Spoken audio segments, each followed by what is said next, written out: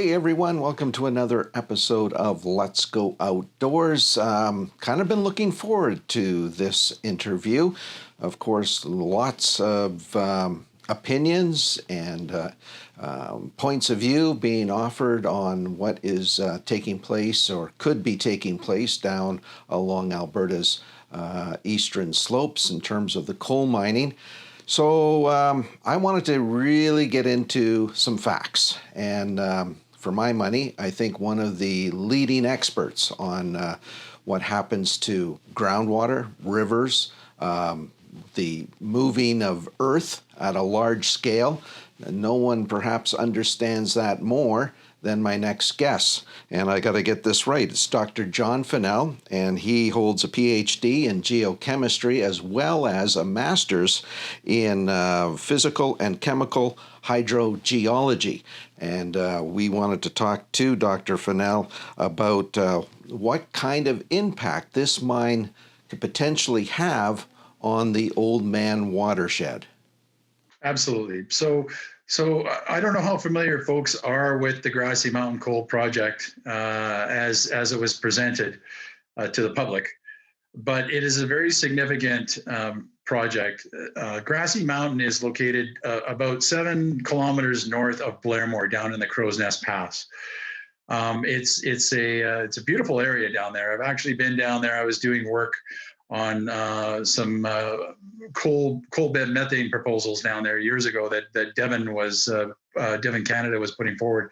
So I had a chance to drive all over that landscape, all through the Livingston and Dutch Creek and Gold Creek and Blairmore Creek and all of these beautiful areas down there, spring-fed creeks. So it's now it has had some legacy coal mining that has occurred over in the past. I would imagine that some people are aware of that.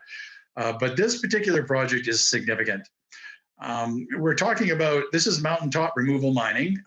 Some people might be familiar with that. A lot of that does occur down in the United States.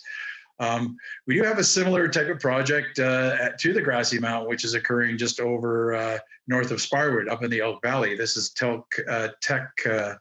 Teck Coal's operations.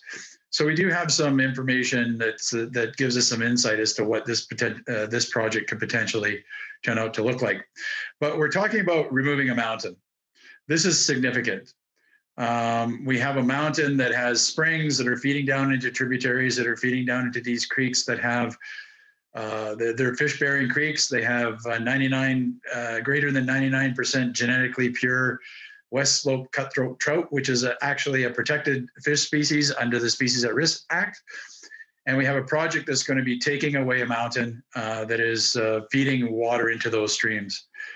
About 430 vertical meters of this mountain are going to be removed, which is going to permanently alter the watersheds of both Blairmore and Gold Creeks and the water balance in those areas. We are also going to be removing that coal and taking the waste rock and placing it on the landscape, which is going to be subject to leaching and the mobilization of harmful trace elements and metals such as arsenic and chromium and cobalt and uranium and things like that. Not only just selenium, which is usually what people focus on. So it is a concern for the preservation and viability of this area going forward. So when you've unpacked a lot there, let's maybe just back it up a little bit. You mentioned 430 meters, so roughly 1,500 feet of mountain is going to be removed, and I guess we get upset or get worried when forestry goes in and takes out a large swath of trees because of the sedimentation issue that can arise from not having that barrier, that natural barrier leading down to streams. 1,500 feet of a mountaintop, what could that mean in terms of just the flow of surface water? Well, that's a good question. I think, one part of this that I need to add to is that not only are they taking the mountain down, but they're actually going below ground level. So in some cases, parts of the proposed mine are going to be 110 meters below Bellarmore Creek and 40 meters below Gold Creek. So now you've got a hole. And these are dry mine operations, so they need to dewater to have a safe working area. So they're going to be creating an area of drawdown around this mine that is going to propagate out towards these streams and actually capture some of the groundwater that would actually be discharging into the streams as base flow to sustain the flow of streams. I mean, if you can think about it, rivers that flow all year round are not, it hasn't rained, nothing's run off. That's groundwater that's going in and sustaining those creek and stream flows. That is very important for the fish because this is where they overwinter. They need to overwinter in those areas of where groundwater is welling up into the stream, this warmer water at that time of the year to keep them alive. They also need that in other parts of the year to spawn and to do all that. So when you disrupt that exchange, it can have serious ramifications for the survivability of the fish and the aquatic habitat that the fish rely on, all the little critters that are in the streams that they feed on. And so that's a big concern. Those effects, while a mine such as Grassy Mountain is going forward, is capturing some of that water. So they're denying some of that base flow, and that in itself in some of these streams is at critical times at low flow periods can be detrimental. So that's a big concern, and that's something that we pointed out in the hearing that hadn't been looked at very well. Computer models were used to simulate, but a model is only as good as how you set it up and how you run it. And we had serious concerns about how the models were being used and communicated. Yeah, let me ask you about the hearing process. Were you satisfied? You've done a lot of these. Were you satisfied with the due diligence that was put forward on behalf of the coal mine operators in terms of what impacts they may or may not have on the environment? Well, Bega Mines, which is the proponent, and they are they're affiliate of an Australian company called Riversdale Resources. So we have an Australian company that's coming across to take one of our mountains away. They did, they provided a lot of documentation. I think in their words, they said we've generated over 20,000 pages of documentation, which in the form of an original environmental impact assessment, a revised impact assessment, 12 addendums, and then of course the hearing. So they did a lot of work, and I give them credit for that. They did do a lot of work. The problem with the work that they did was it was very focused on certain things. They pretty much focused on selenium as an issue. We know that that's a case over in Elk Valley, and as well as nitrates and things like that that'll come from the blasting of the rock and things like that. So they did do quite a bit of work on that. They did miss, in my opinion, all the other things that I pointed out with the other trace elements, harmful trace elements that could be mobilized. They didn't really look at that to any great degree. They also made a lot of assumptions, which I think weren't completely fair. They certainly didn't look at the range of variability that could be expected, given what we know about what's happened in the past with the climate and what we're projecting to happen in the future. So I think the results were a little bit skewed towards being favorable for the project. The one thing that really struck me that was a little bit alarming is, of course, they came up with all of their impact ratings were not significant. And when you take a mountain away and you impact streams like this and you can mobilize metals and harmful trace elements that's going to propagate into the future, how can that be not significant? I guess too, John, the other question is, this is just not one project. Yes, this is the one that's being adjudicated now, but when we look at close to 1 million square hectares over the next 20, 25 years, that cumulative effect, that paints a pretty bleak picture, doesn't it? It sure does. And I think, when you actually look at where this activity is occurring, it's in our headwater areas.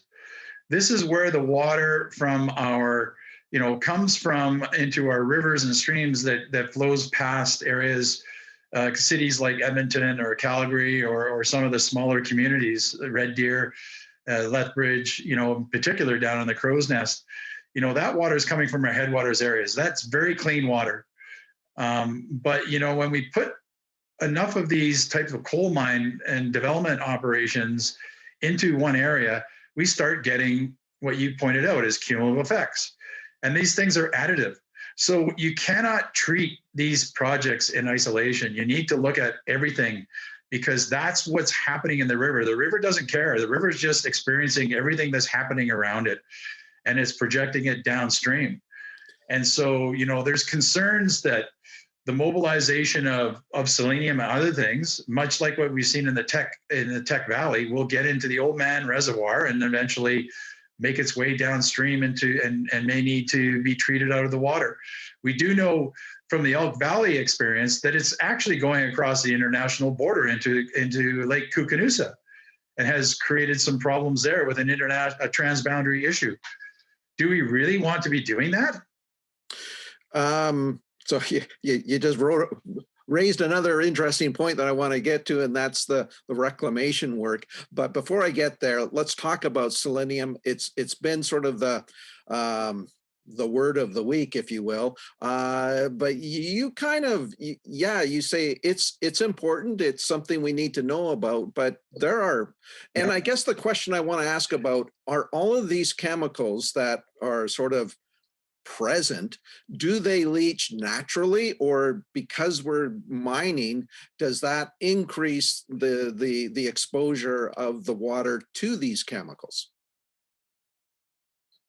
Good point. So yes, some of these are naturally occurring in the environment, and the baseline work that was done by Benga Mines did identify that there are elevated concentrations of some of these constituents in the water already: arsenic, copper, selenium, things like that. And as you'd expect, because they're coming from rocks that have the very same thing that Benga is going after, coal, and they're leaching from that coal. This tells me that there is opportunity for these things to be mobilized when they're disturbed as well. So when you're mining for the coal, you're blasting the rock, you're breaking it up, you're creating smaller pieces of rock with higher surface area, and that rock is going to be placed on the landscape. And when the snow and the rain falls on it, the snow melts and trickles down through that rock, and the rain falls on it and infiltrates, it's going to be leaching that material out.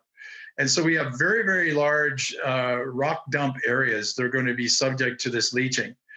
Now, we're being told by the proponent that all of this water will be collected and managed in ponds. Well, these ponds are going to be excavated into the ground, and they're not going to be lined. They're not planning on lining any of these areas, and they're going to be placed on bare rock. This rock is fractured. Those fractures provide pathways for the water to move, and that water is going to move towards the low areas, which is the streams. So this is a big concern. Unfortunately, the work that was done by Benga focused, all the work they did on the rock mechanics and all that focused on the coal bearing intervals. They did not look at the rock underneath. Well, that's what they're going to be putting this waste material on top of. They're going to be developing large selenium management areas, these submerged backfill zones, they call them, where they're going to submerge the rock underwater, and they're going to alter the geochemical conditions so the selenium becomes trapped.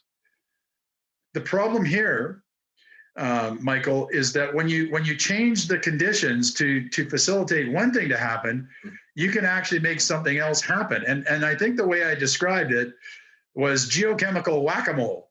You change the conditions in one place, and then something happens somewhere else, and then you have to go over and fix that, and then something else happens over here.